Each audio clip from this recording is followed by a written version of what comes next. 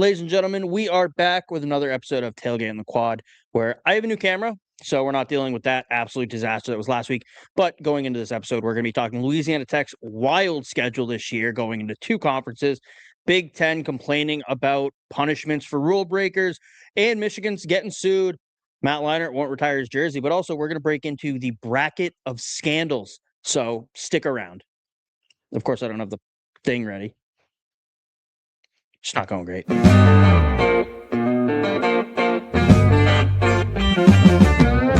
They're eating the dogs, Ciarnan, in Tuscaloosa. They're eating the you dogs. Know that? They were They're eating the dogs. Oh, a meth raccoon. Yeah. Just awful.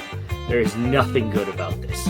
It's the worst possible scenario for the CFP, for the national championship. Notre Dame is a mid-program with really good marketing.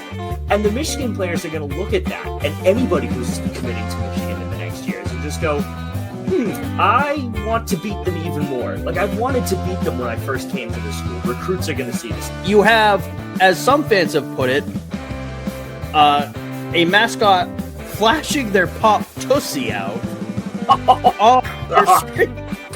Oh, God, that's going to be part of our intro next year. Oh, shit. Welcome back. That intro did not go great, Ciarnan. I was not prepared, but it's fine. My camera works. I was just shocked. How you doing, Ciarnan? I'm doing well. Ready to get this podcast underway. True. Before we do that, though, Ciarnan, I have a complaint to make. Oh, boy. What did I do this time? You have never done anything wrong in your life. You are a perfect, sweet baby angel. Thank you.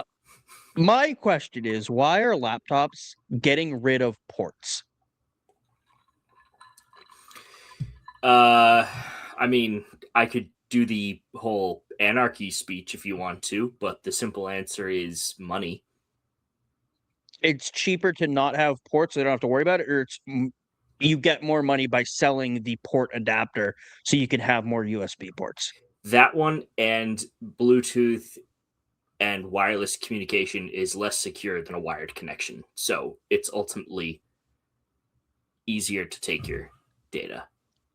That's kind of the anarchy approach. Yeah, I hate it. I hate it here, Ciarnan.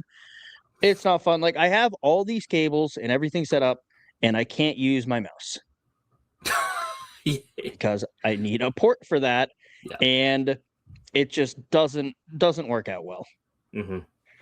But speaking of not working out well, Louisiana Tech's not happy right now. For those who have not seen the news, Louisiana Tech has a 20-game schedule coming up. They were in the Conference USA scheduling and the Sun Belt scheduling because Louisiana Tech is trying to leave Conference USA. They're suing to join the Sun Belt. So, Ciarnan, I'm going to read their schedule off to you real quick, and I just want your thoughts. September 5th, Northwestern State. September 12th, LSU. September 19th, Baylor. October 3rd, so they get a little break, Army and Middle Tennessee, a doubleheader. October 8th, 5 days later, at FIU. October 10th, Louisiana. October 14th, Missouri State. October 17th, Louisiana Monroe. October 21st, Liberty. October 24th, Old Dominion. October 28th, Kennesaw State. October 31st, South Alabama. November 7th, Troy and Jacksonville State. Both of those are on the road as well. November 14th, Southern Miss. To be announced, Arkansas State. November 21st, Delaware. November 28th, at Western Kentucky and at Georgia Southern. Ciarnan, I think regardless of their record, if they can still field a team by the playoffs, put them in. Yeah. Agreed. That is the most... First of all, that is the most ridiculous schedule, having nearly zero time off between games. I mean, couple days, like 3 or 4. But also, as we've said, the NCAA is useless at officiating things, stepping up when they need to step up, not stepping in when they need to back off. I'm going to recommend that they do nothing here and just let this happen because it would be objectively the funniest thing ever. I am usually, and I'm not saying you're not, but I'm usually the voice of player safety Yes. and player rights to sometimes the detriment of the sport. Yes. I'm gonna give them a pass on this one. Yep. 100%. If the NCAA wants to step in and be like, "Hey, we're gonna expand Louisiana Tech's roster limits Yeah. for this season," I'd be okay with that. Mhm. But other than that, no, let the chips fall where they may. Let's see what happens. But also, I think really what I'm pulling from this situation, Conference USA is kind of a bitch. They did the same thing in 2022 with Marshall, Old Dominion, and Southern Miss as they were trying to leave for the Sun Belt. Mhm. Uh, Outside of Marshall, maybe Old Dominion, Southern Miss, and Louisiana Tech are all very Sun Belt coded schools. By the way, Yeah. I'm shocked they aren't in the Sun Belt already. But yeah, and Conference USA appears to be the problem if you have 4 schools leaving within a 4 to 5 year period, and they're all having this issue. But I love it. I feel bad for the kids if they even have to do this. We know this won't happen, by the way. Yes, we do. I think it would be even funnier if the NCAA just goes, you know what? Louisiana Tech gets a open kind of a special portal, right? And anybody can go into it, and Louisiana Tech can pick up any of the players for them to field 2 full teams, right? And then for them to go on and win both conference championships, automatic 1 seed in the playoffs, right? And just let it ride. Give them a natty. Just give them the natty. It doesn't need to be the natty, but a natty. Yes, any natty. If UCF can claim one, then so can Louisiana Tech after the 20-game gauntlet they'd have to go through. It'll be electric, I'll be honest with you. It will be. I get why they're trying to make the move and everything to the Sun Belt Conference, and that's neither here nor there. But just the fact that both conferences think they can just drop the schedules on this team like this is objectively hilarious. They're like, Conference USA is trying to, claw back any respectability that they can. And the Sun Belt's just over here. It's like, who cares? Some parent or girlfriend or something who doesn't really understand college football saw that schedule and got very concerned for their loved one. Like, he has to play 20 games. Yeah. What is this? Some aunt just calls up, just goes, is Jeremy playing all 20 of these games? They're gonna give him a break, right? Yeah. Does he get to sit out? It's gonna be great. But no, go Sunbelt. I hate Conference USA now. I usually have irrational beef with random people and teams who don't know I exist. Now I got one with a whole ass conference. You're moving up in the world, Kev. Moving up in the world. They still don't know I exist, but it's fine. But we're going to move on to the Big Ten now, Ciarnan, in your conference. Yeah. The Big Ten has asked the NCAA to pause all tampering inquiries and punishments while asking also for clarification on the rules and for them to be rewritten to be clear about what tampering is. Ciarnan, what were your thoughts on the Big Ten? This means 2 things. One, that tampering in and of itself is rife within the Big Ten, and the commissioner knows it. 2, they're trying to protect Ohio State and possibly Michigan, despite their poor record this past year. But it also proves another point, that Penn State is crap at tampering with other players in schools, because if this disaster class that has occurred over the last year is any indication of just piss poor management from Penn State's athletic director and head football coach, it just shows you that we had no business being in the conversation at all last year. That's fair. My thing with it is, what do you mean you don't know what tampering is? I feel like it's kind of like whenever you ask the government about pornography, Yeah. like, oh, I can't define it, but I'll know it when I see it. That's how I Yes. feel tampering is. If you feel a little bad about yourself after doing Yes. whatever you just did, it's tampering. Yes, that is 100%. You took the words right out of my mouth. I don't see what clarification. Now, it reaches a point eventually where, as you said, the Big Ten is rife with it, that you could probably recognize, oh, I'm going to feel bad about this later. So don't do it. Yeah. Shocking. It's a thing called a conscience, and you know it's wrong. Yeah, the problem is, though, I feel like every person who's kind of a head coach has had to do probably some not great things to either get ahead, push other people down to get the opportunity. I don't know how their conscience is, to be honest with you. I still think they have one. They just Ignore blatantly it. ignore it. Yeah. No, They're that's like, this is probably bad. Too bad I don't feel anything when it happens. yeah. Yeah, not great. So that'll be interesting to keep an eye on. The NCAA said no, by the way. They just said no, we're Shocker. still going to investigate. We're still going to look into tampering and all that. But yeah, Is this how Iowa keeps getting great defenses? I don't know what Iowa does, to be honest with you. They're just kind of out there in the middle of the cornfields, just going 8-4. Yeah, they just find local farm boys and put them on defense, and then it works. Yeah, I low-key love Iowa, though. Oh, yeah. Yeah. I'm Great. sorry, Ciarnan. They might be, now that they got rid of the Nepo baby, Yeah. they might be my favorite team in the Big Ten. Was Penn State your favorite team in the Big Ten prior to that? Favorite, I wouldn't go that far. Okay. I would go passively rooting for them for your happiness. Oh, so a pity vote. Well, also recognizing if they lose, which they did a lot this year, the podcast was going to be awesome that week. Yeah, fair enough.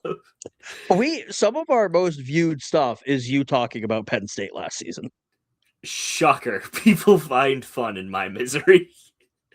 This is not a new topic. A view's a view, buddy. Kevin's just doing backroom deals completely unbeknownst to me, just going, yo, fire Franklin right now. Let this ship sail. We want to make it so much worse. Yeah, I'm the one handing out the McDonald's bags full of cash. Yeah, but instead of trying to get people to the program, you're actively discouraging them from going to the program. I mean, based on how the season went last year, I probably should have just tried to let James Franklin get the kinds of players he wanted, because clearly that shit was not working. But sticking around in the Big Ten for this one, former Michigan assistant Chris Partridge is suing the University of Michigan for wrongful termination, saying he was scapegoated and sort of made an example of, according to the Detroit News, I was a scapegoat and wrongful termination, devastation of his reputation after the university used a false narrative to fire him, stemming from the illegal scouting scheme. Was he scapegoated? I feel like that false narrative was about Connor Stallions. He was the main focus. Right. Yeah. I don't know what he means by scapegoated. He was involved. Allegedly. Yeah, he claims he wasn't, apparently. So that's the need of the lawsuit. Do you think he's gonna win? No. There's no chance he wins. Like, best case, he gets a settlement. But for like a low amount. Like, not worth it. I think Michigan's reputation will hurt them in this, because that clearly has institutional gaps that are unbelievable.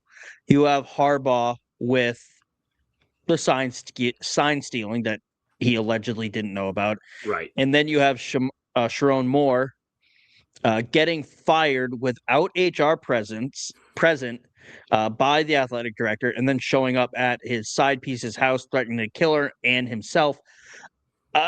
That's going to hurt Michigan in a court case.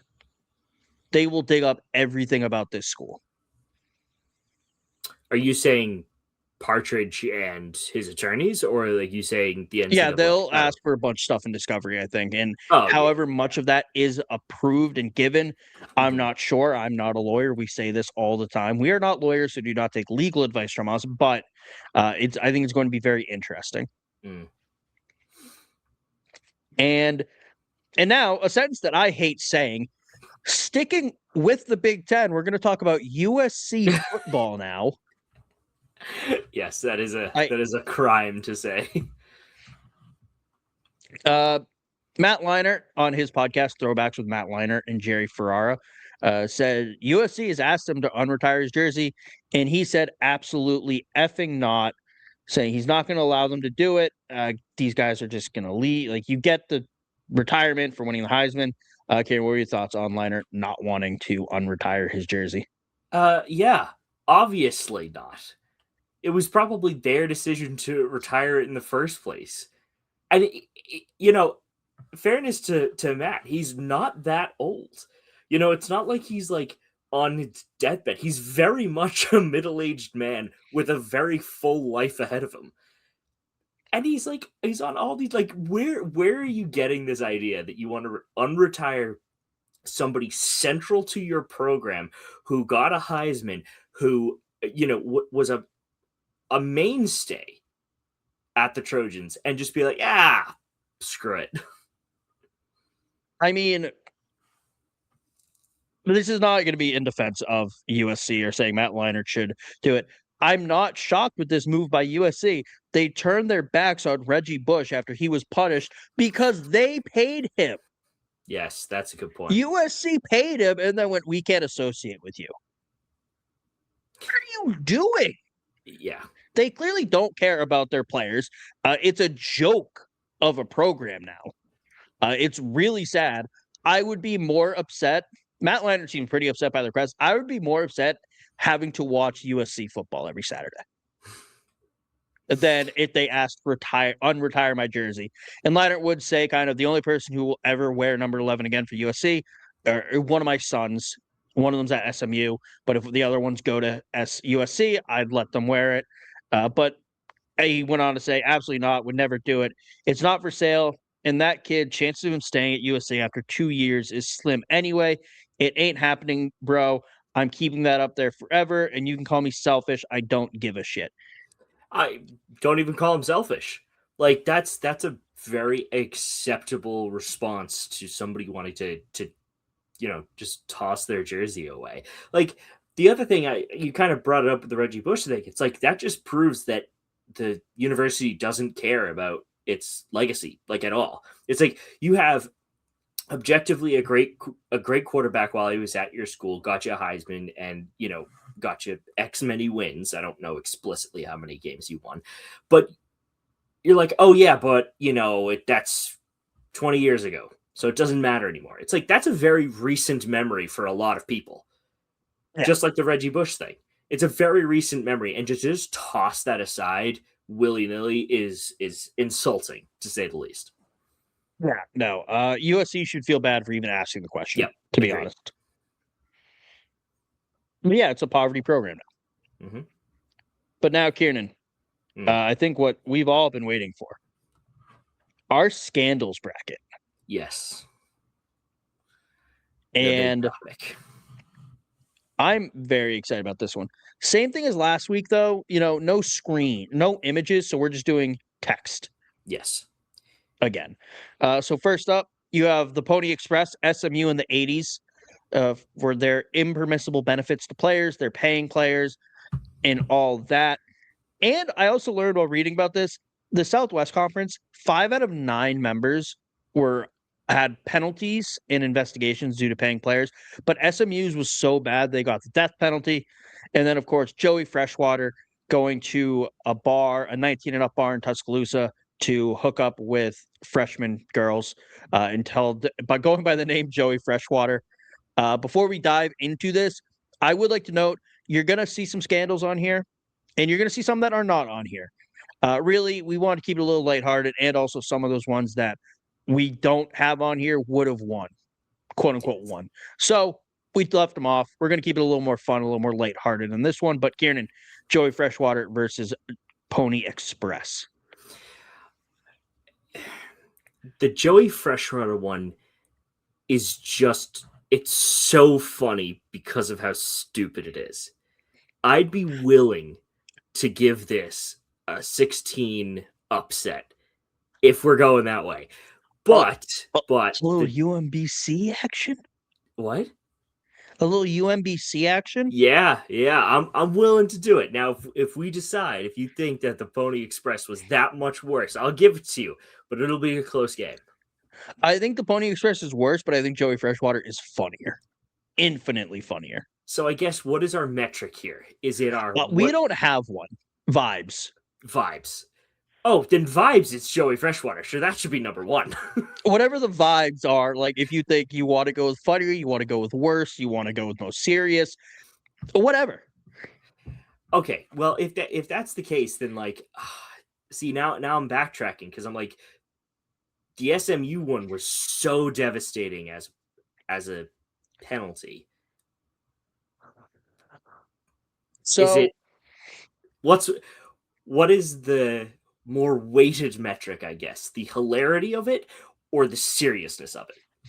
So I think the Pony Express and SMU in 87 is like the example of a penalty or a scandal in college football. We've had worse ones since, but that's one a lot of people go back to. I think it loses its teeth a little bit.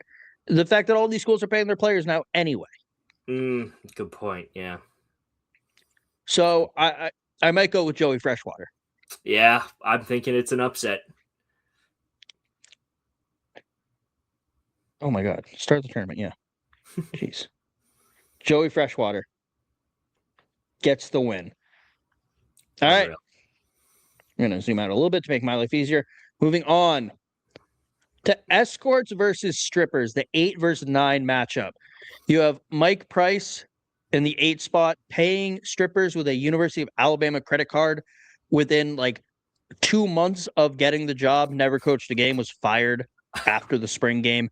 And then escorts, you have Hugh Freeze, the upstanding member of society he is, that Auburn fans said he was, calling escorts on a university cell phone provided by the University of Mississippi. I think because the escorts is part of a larger scandal with Hugh, I think because Mike Price did not coach a single game makes it so much funnier. That, and it was on like a college university credit card, wasn't it? Yeah. Yeah, that has to take it, because that is objectively so much worse. You could, I don't know how you'd get away with it, but you could argue a call to an escort. Oh, I typed in a number wrong, or oh, I mistook, this number that called me asking about something. I am willing to accept that, but a charge on a university credit card is so blatant that it's just grab the wrong card. Yeah, I suppose. Yeah. Also, 2 questions. One, I think you could get away with the like accidental dial thing if you did not then have a clear discussion with the person. Like you had a wrong number and you were on the phone with them for 20 minutes. Yeah. And then also with the stripper saying, what stripper are you paying with a credit card? A very high-tech one. In like the 90s. Crazy. It might have also just been like at a strip club ATM, but I don't think it was. All right, moving on. Petrino's neck brace versus fake glasses, the 12 versus 5. Now, I will say the fake glasses, UNC is the main example of this. They had Swahili underwater basket weaving. Now, their basketball team was the main focus of that, but their football players also did it, and other schools had this issue. Petrino's neck brace, obviously, the motorcycle accident with Bobby Petrino showing up to the press conference in the neck brace. And then it comes to find out former Arkansas volleyball player was on the motorcycle, who was on his staff. He was having an affair with her. He got fired for that. And then he became the interim coach after Sam Pittman was fired. The image of Bobby Petrino in the neck brace is so funny. It's an all-time moment in college football history. That has to win. Yeah, I'm giving it to it, especially since he's now returned to head coaching position. So it's like a full circle moment. Full circle moment. It's so funny. All Like right. the fake classes is just embarrassing, but the neck brace is objectively funny. It's great. Next up, Scam Newton, Cecil Newton, Cam's father, accepting payments from the Mississippi State, try and get Cam to go there and be a Bulldog. And then he went to Auburn. Auburn might have paid as well. Who knows? A lot of the blame was put on Cecil Newton. Scam Newton kind of followed Cam around that whole year. And then number 4, Scissor Lift. Do I have to explain? If you've watched a show, you know what we're talking about. You know about Brian Kelly at Notre Dame and the awful thing he did that he was found not liable for. But Ciarnan, who wins this matchup? It's got to be Brian Kelly of the Scissor Lift because, like the paying players thing, it's one thing for a parent to accept it and like kind of going behind the student athlete's back. That's one thing, but like sending up a videographer in knowingly dangerous conditions is the worst scandal. Yeah. No, I agree. All right, good thing we had that upset earlier. All right, next up, Reggie Bush, who we talked about earlier in the episode, paid by a booster, got his Heisman takeaway versus Manti Te'o's girlfriend. Manti Te'o had an online relationship. It was a big part of his senior year, right before the national championship. She died, and then it came out a little bit closer to 90 that actually he was catfished, and it was a man online. Ciarnan, which way are we leaning on this one?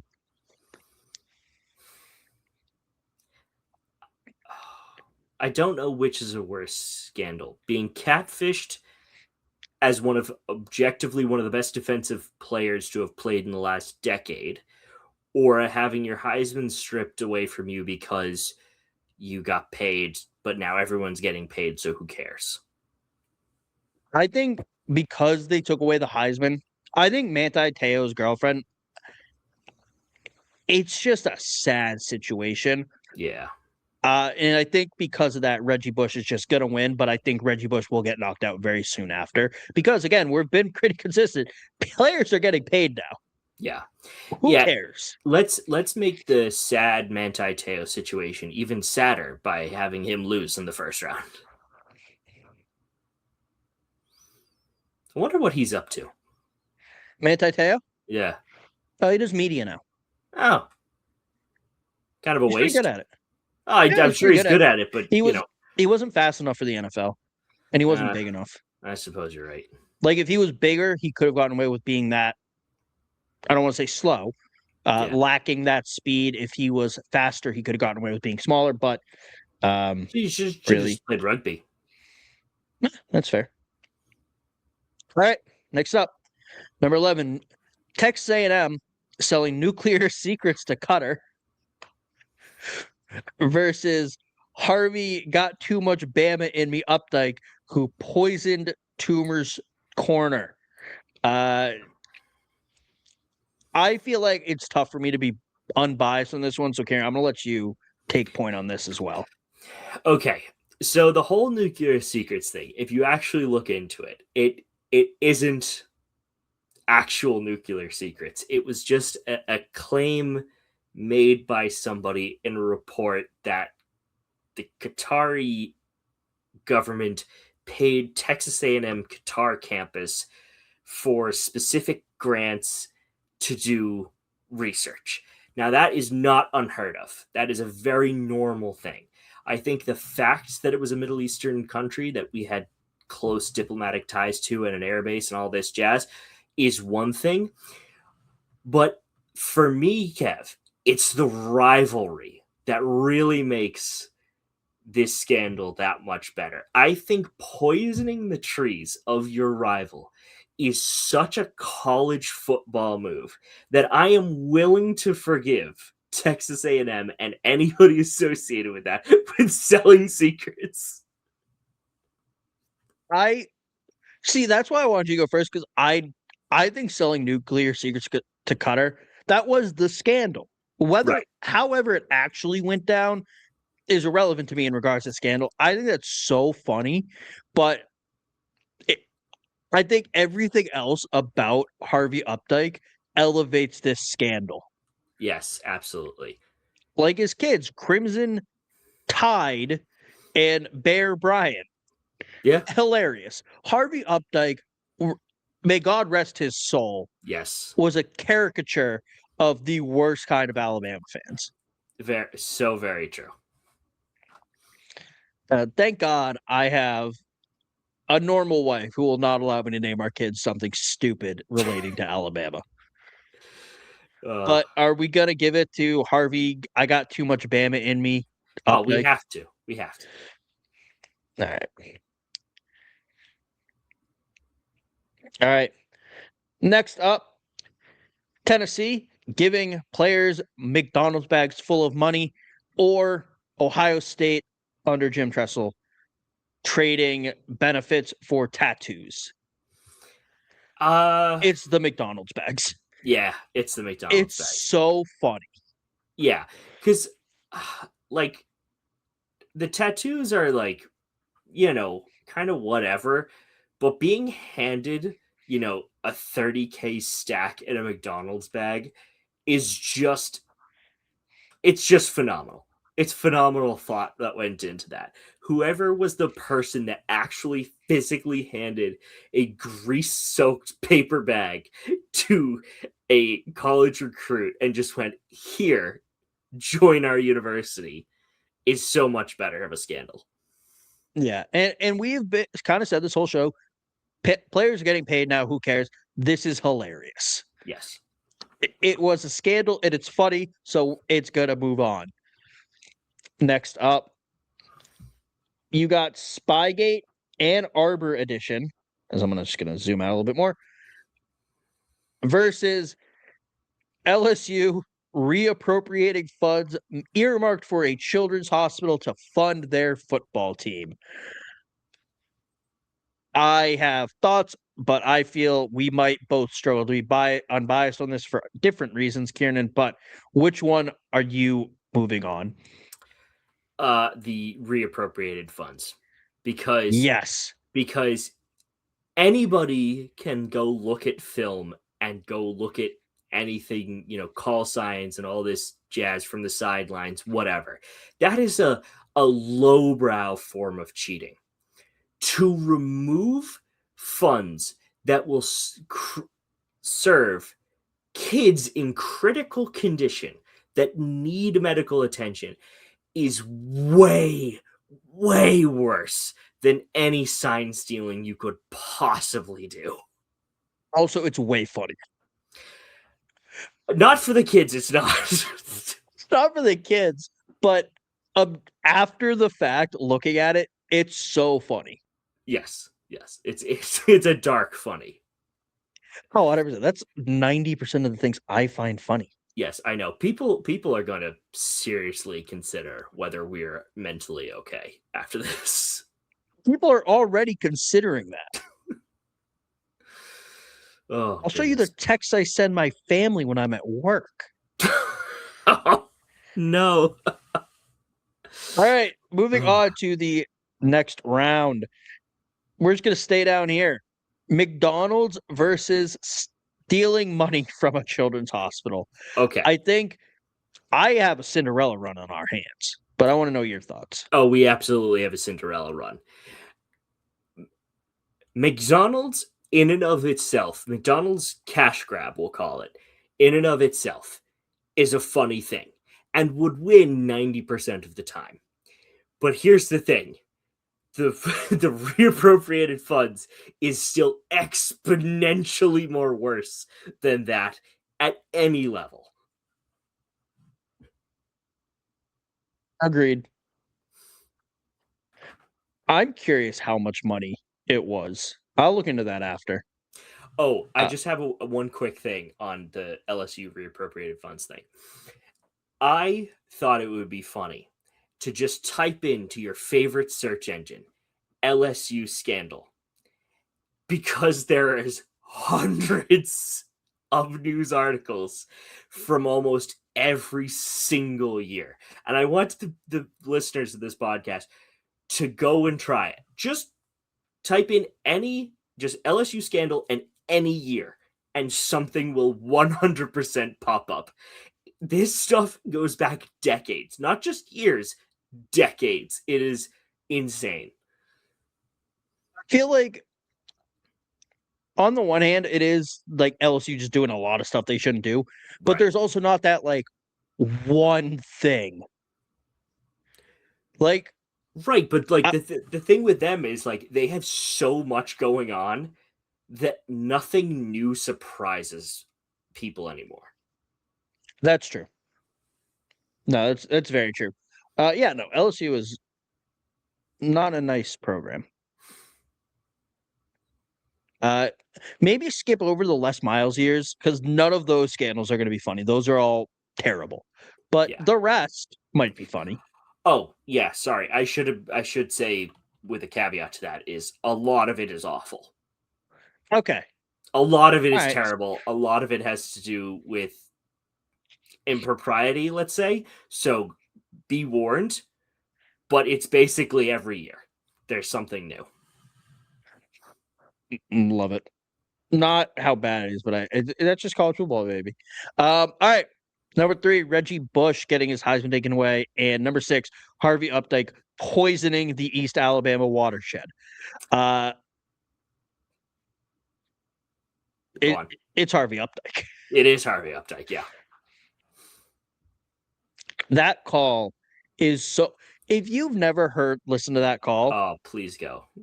Just after you're done Googling LSU scandals, if you need like a palate cleanser, just look up Harvey Updike, Paul Feinbaum. And it's Updyke is how you spell his name. It's great.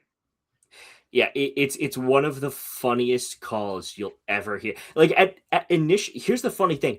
I was watching that show when that call came in, just randomly. I don't know where I was. I mean, I was at home, obviously, but I was blown away by it. And I was like, oh, this is clearly a prank call. And then, a week later, it came out that it was deadly serious. It was nuts. Yeah, no, that I wasn't watching it live, but yeah, it's crazy. American hero, Harvey Updike is what they call him. American hero. I poison trees. For America. They put a Scam Newton jersey on Bear Bryant's statue. Any normal person would have done the same exact thing, Ciarnan. Yes, of course. Next up, Brian Kelly's Scissor Lift Emporium versus Bobby Petrino's neck brace. This one is hard. Yes. But like a lot of things in life, we're going to deprive Brian Kelly of any further advancement in a championship of any kind. So give me Petrino's neck brace. That's true. I think the image of Petrino in the neck brace really brings this one home, and also the fact that nobody died. Yeah. Dangerous, sure. Stupid, yes. But did anybody die? No. I don't think. I'm pretty sure the volleyball player didn't die. No. So yeah, Petrino's neck brace. Moving on. Next up, Joey Freshwater and strippers go hand in hand. Yeah, I was gonna say the same. They're basically the same thing.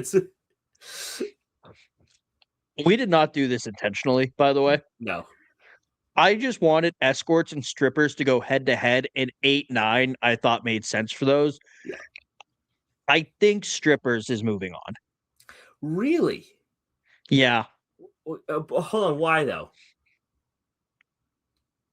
A relatively young, semi-attractive college coach is sleeping with students. So my God, we've never seen that before. That's also a good point. Mike Price didn't coach a game. Yeah. All right. Yep. That's fair. That's a good point.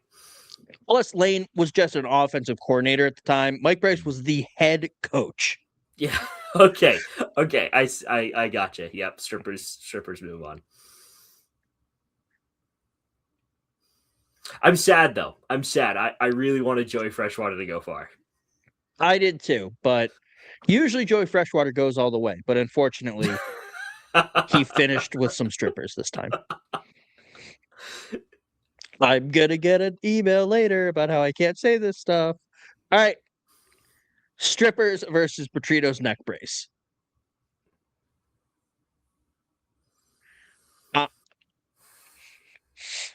I think really you have to look at the image of Petrino versus the story of Mike Price. Okay, so yeah, so how do you mean? Because the story in and of itself is a bigger thing than just a neck brace. Yes, but I think the strippers is I basically look at this what's funnier now at this point. Now that we got like the serious ones out of the way. Yeah. I think the stripper's story is a lot funnier than I was having an affair with a staffer and crashed a motorcycle. Yes, I'll agree with you there. But I think the image of Bobby Petrino in a neck brace is infinitely funnier than the stripper's story. Oh, you make such a good point. I know exactly what you mean.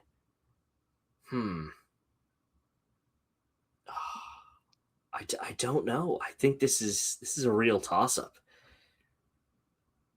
This is a real toss-up. How do we settle it? I don't know. Should we just invite someone, first person to join gets the tiebreaker here? I guess, or we could do like we could do one of those like wheels. Yeah, we'll see if we can get someone on real quick. All right. But we'll move on to the next one as I send a text. All right. Strippers versus Petrino's neck brace. We'll come back to. Harvey, too much Bama in me, Updike versus LSU stealing money from a children's hospital. Ciarnan, where are we landing on this one? I've got to say, this is a great bracket because now we're coming down to the Final Four, and honestly, it could go either way. It really could. I'm wanting to go with Harvey Updike because it's objectively a better indication of college football and its rivalry, whereas the LSU reappropriated funds is more of like just a really sad indication of what schools are willing to do to, get their college football program to a national championship. So for me, I think I'm going to have to go with poisoning trees. I think stealing money from a children's hospital is so funny, which is awful of me to say. It really is. Yeah. Oh, goodness. Like, I think I'm having the same issue with this one as I'm having with the other one. I think the reappropriated funds is funnier, but Yes. the call was better. Yes, the call. We might have a tiebreaker coming in. Yes. So I'll say this. Right. Without that call, I'm going with reappropriated funds. But the call was so iconic that to me, it makes the whole scandal. That's true. We have our tiebreaker in here, ladies and gentlemen. We haven't had to do this for any of the other brackets we've done. No. The Irish bracket, Ciarnan and I were lockstep. The mascot bracket, we found common ground. We couldn't do it for this one, so we have Jared from the corner booth joining us. Baby, here we go. Jared, boys? thanks for hopping on. It was an emergency. We are bracketing for March Madness, and this week's bracket was scandals. Okay. So we're down to the semifinals here. We have Mike Price paying for strippers on a University of Alabama credit card and getting fired before coaching a game versus Bobby Petrino crashing a motorcycle with his affair partner on it with him, who was also on his staff, and showing up to the press conference in a neck brace. Oh, it's Bobby Petrino, man. Like, it's iconic, the neck brace. Like, it's like a core memory of my childhood is seeing that doofus in a neck brace looking like an absolute moron or somebody out of like Arrested Development. Like, I thought it was perfect, like, for a scandal in terms of like what classifies as just a failure of a coach and a failure of an institution. Like, Bob Petrino, to me, the fact that he's a 5th seed is hilarious because this is iconic to me. This is like one of the greatest college football memes of all time. After we get through the end, we'll read you the whole bracket. Okay. So my thing with that was Petrino's neck brace is funnier as an image. The stripper story is funnier. Oh, the stripper story is great, but the problem is you also have to understand context. This is before Alabama became back to national relevance, but Bob Petrino was coaching like Big East title teams every single year. And as much as they weren't like national championship contenders, they were contenders for like New Year's Six bowl games. That's why it was hilarious. That's fair. All right. And then the other quarterfinal, we have Harvey Updike poisoning Toomer's corner versus LSU stealing funds from a children's hospital. Oh, this is easy. Tell us you stealing funds from a children's hospital. How scummy can you sound where you're literally stealing money from sick kids? Like, if this isn't, and if you ain't cheating, you ain't trying, this is the extreme of that. Like, to a nth degree. Fair enough. That's fair. Ciarnan, we split. I know. You agreed with each of us on different ones, and now, Jared, if you got time, you can stick around for the rest. Really, one more matchup. I got about 5 more minutes, so yeah, let's hit it quick. All right, Petrino's neck brace versus LSU stealing money. Jared, where are you landing on this one? Oh, it's Bobby P, man. Listen, Ciarnan, you gotta go with the 5 seed here. Ciarnan, what about you? I'm gonna have to go the other way. I think at this point, reappropriating funds from a children's hospital is objectively funnier than any neck brace could possibly be. Do you know how being in a neck brace after having an affair with somebody on your staff is one thing. Actively taking away critical funds to serve children is just a total new level of scumbag. I'm inclined to agree, but the thing is, and this is what it comes back to, is Bobby P's image of how he looks like a dude who just got caught, sitting there like a doofus with a neck brace on, the scarred up face, and just understanding how stupid the whole like thing is makes it funnier to me. As I just apparently lost my lighting. This thing sucks. I legitimately, this is why I missed my studio. I just didn't have time to get down there. With the children's hospital, that story kind of was big in the college football circles, but national media, I only knew about it because Kevin told me. But with Bobby never Petrino, shut up about it. Yeah, Bobby Petrino, I as a 10-year-old or 11-year-old kid knew about this and thought it was hysterical. So that's where I think I breaks the tie. Mm-hmm. Okay. I was seemingly anti Bobby Petrino for the last couple of rounds. I think Jared convinced me. The image is too funny. Yeah. Like, all right. It's like it should be like my Twitter background right now. That's great. Yeah, it's too funny. And Petrino's neck braces won. Well, there you go. Our scandals bracket. And now, Jared, just to let you know kind of where we came from, the 1 seed was SMU getting the death penalty. That loss to Joey Freshwater. Joey Freshwater is objectively funnier than it's funnier, but like, dude, Pony Express is the OG of scandal. Please tell me Nevin Shapiro's on here. No, I did not want to do a lot of just pay for play.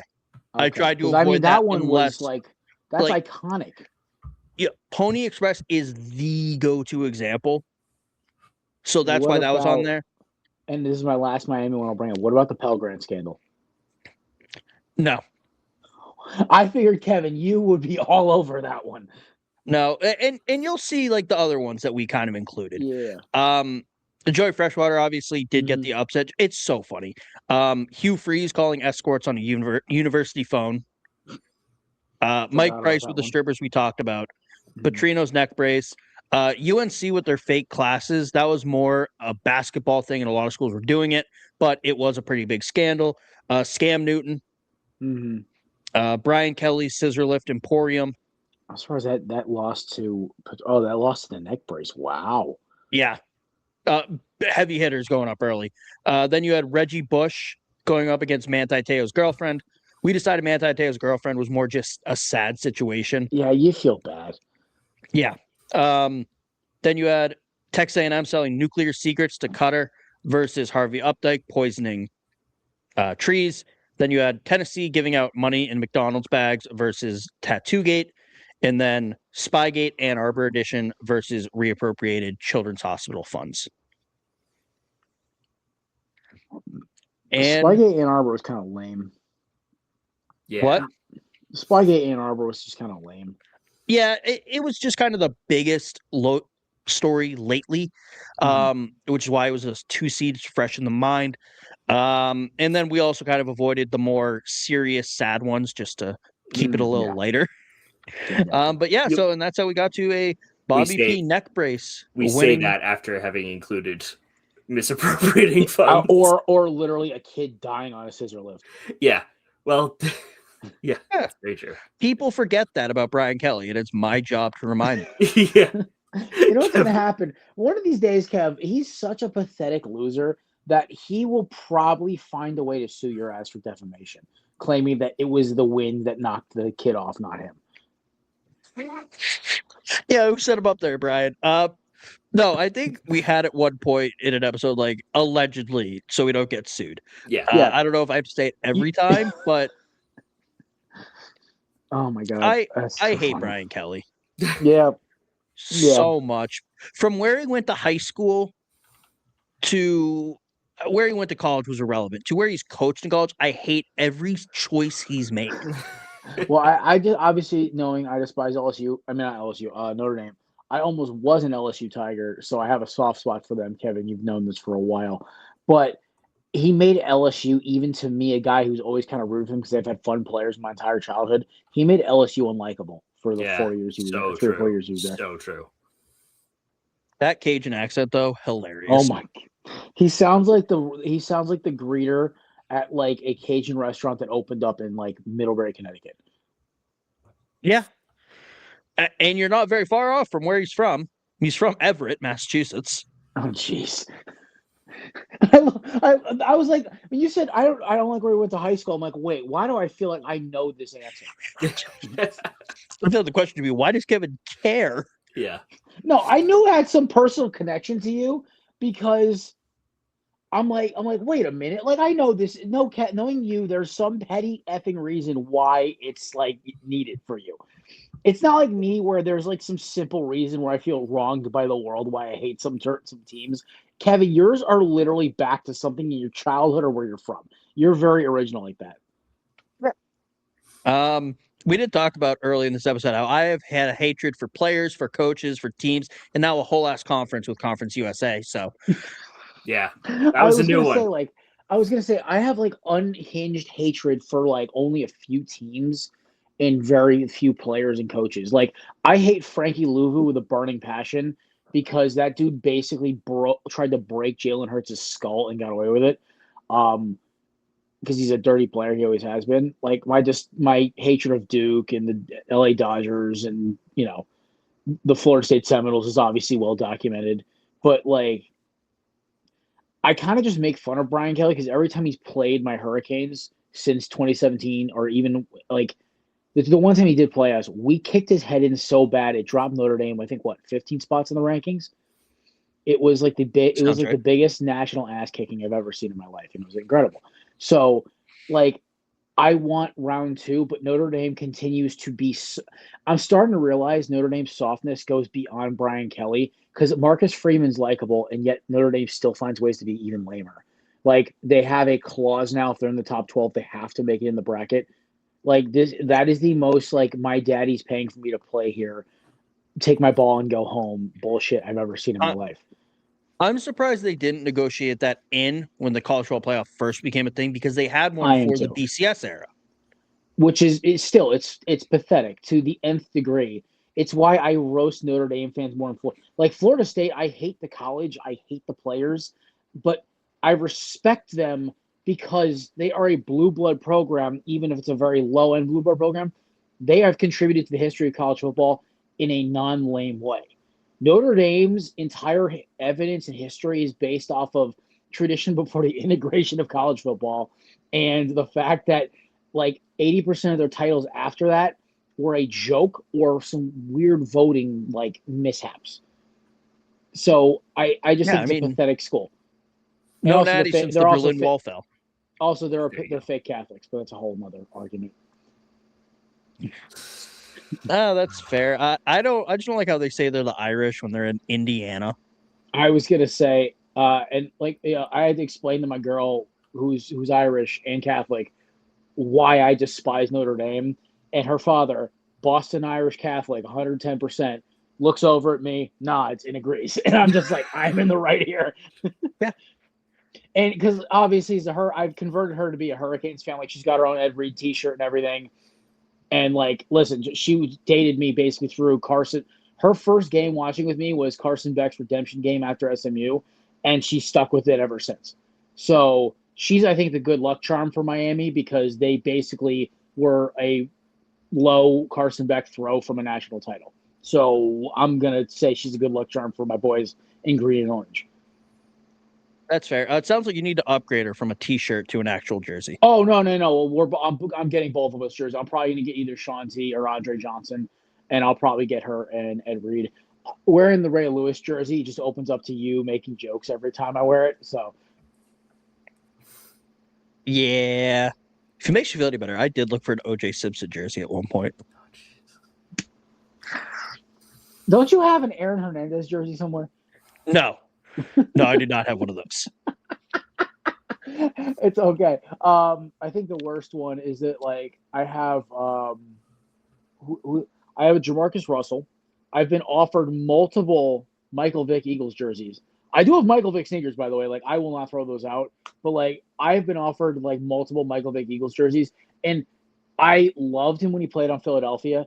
But just the thought, like I just guarantee I'm gonna wear it around the wrong person and get ridiculed. So I stick to my usuals of Hurts, Deshaun Jackson, Shady, and AJ Brown, and of course the legend himself, Mr. Brian Dawkins. But dude, I feel like we're missing. Somebody's got to have a worse jersey pick than us. Oh, there's a kid in my high school, literally a week after the scandal, rocking a Ray Rice Ravens jersey. Didn't even break a sweat. It's a choice. Skinny looking. I would say it's a good one. Skinny looking emo kid too, which made it even funnier. I was just like, that's holy hilarious. cow. That's dangerous. Scary? I think I'm playing in the same flag football league as him in the fall, which is crazy. That's wild. Report back if he wears the Ray Rice jersey. I would no, not the emo kid, Ray Rice himself. Because he's from New Rochelle, New York, and I think my buddy roped me into playing in the New Rochelle League this fall for flag. I'll be playing like tight end and edge rusher, and I'm like, I might be playing against Ray Rice. This is going to be wild. Please make a joke about it when you're playing him. Off your shit and say something about don't get in an elevator with this guy. I was going to say, man, you're really elevating your game. Man, your game is knockout cold. Oh, yeah. No, Jared's head was removed clean from his shoulders. There's no cover up in that coverage. No. Jared, how did you get rich? Well, I talked trash to a former NFL player, and he knocked my shit smooth off. So I got a nice settlement. Don't get me wrong. What that dude did, he deserves to be blackballed from the league. There is no question about it. But like the fact of the matter that like the NFL was even worse and how they covered it up makes it even funnier to me. Well, like the whole situation is not funny whatsoever because obviously domestic violence is no laughing joke. Let's put that off the rip. But The comedy is the fact that you could have written a really bad Always Sunny in Philadelphia skit about how bad the cover-up was by the NFL. I could see Frank being the one handling the tape of Ray Rice and forgetting to give it to Roger for or something ridiculous. Like, it's such an embarrassment to the NFL and how they handled that, because obviously domestic violence is a huge problem in this country, and it just got snowballed. So, I mean, the fact that teams blackballed them was, I guess, the only saving grace for this. But, dude, there was other instances, because there was a wave. It was there was a defensive tackle for the Niners to do something even more terrible to his girlfriend. Then there was obviously Greg Hardy, and it was just a really rough summer for Philadelphia. For the Eagles. Wow, Jesus, it's like force of habit for talking about Philadelphia with the NFL. Freudian for the NFL slip. itself, right? Hey, the Eagles players doing awful stuff must be from Philly. We've moved on from college scandals to the NFL. Philly's actually, I think in the last 30 years, it's one on the lower end of player arrests. The highest has been the Vikings continuously for 30 years. It's actually impressive, their consistency. Well, yeah, because it's all DUIs and. Oh, yeah, there's nothing else to do in Minnesota. They have to play for Minnesota. Yeah. All you can do out there is drink and protest. Exactly. Or I would do anything to get out of that contract, too. I'm waiting for A-Rod to move the Timberwolves out of there so I don't have to root for a Minnesota team anymore. Make them the Seattle Sonics or make them the move them to Vegas. I don't care. Yeah, that's fair. Well, that'll be our show. We hit the hour mark. It's usually we try to do. I'm Kev. That's Ciarnan. That is Jared. Jared, thank you for joining and being a tiebreaker. Where can the lovely people find you? You can find me and our motley crew at All Things Corner Booth. No live show tomorrow. I've got some personal stuff I got to deal with, and it's the first day of March Madness. I'm not a psychopath, so I'm not going to try to compete ratings-wise with them. So, yeah, we're going to take Thursday off, give the boys a little break, and then we'll be back Monday with our UFL preview with Zach Kyleman of the UFL podcast. So go Battlehawks, and, spring football's back, baby. Let's go. Perfect. You can find us at Quad Tailgate really everywhere. So go follow Corner Booth, go follow us, and follow Belly Up Sports at Belly Up Sports everywhere. Subscribe. And the Bracket Challenge. And the Bracket Challenge. I don't know if we've posted that yet. We have. Oh, we have? Cool. I don't know. I didn't post it. And if I don't post stuff, I just don't know if it gets posted. All right. Oh, Matt already did ours. That's fine. I don't really care. Yeah. All right, everyone go join the Belly Up Sports Bracket Challenge just in the ESPN Tournament Challenge app. Just look up Belly Up Sports and join group. It'll pop up. So everyone have a good, safe, fun weekend. Don't drink too much. And if you do, don't drive. See ya.